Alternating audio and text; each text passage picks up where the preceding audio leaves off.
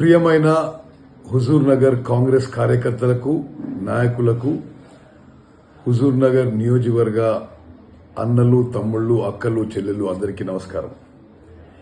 ఈరోజు హుజూర్ నగర్ నియోజకవర్గంలో రెండు చాలా ముఖ్యమైన అభివృద్ధి కార్యక్రమాల శంకుస్థాపన చేయబోతున్నాము.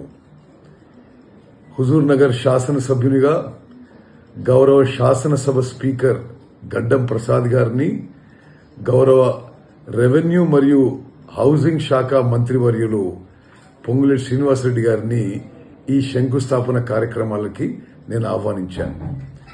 సాయంత్రం 3:30 గంటలకి హుజూర్ నగర్ పట్టణంలో సీతారామచంద్రస్వామి గుట్ట దగ్గర 2000 ఇండ్లకి 70 కోట్ల రూపాయలు మంజూరు చేశాము. ఈరోజు సాయంత్రం 3:30కి శంకుస్థాపన కార్యక్రమం ఉంది.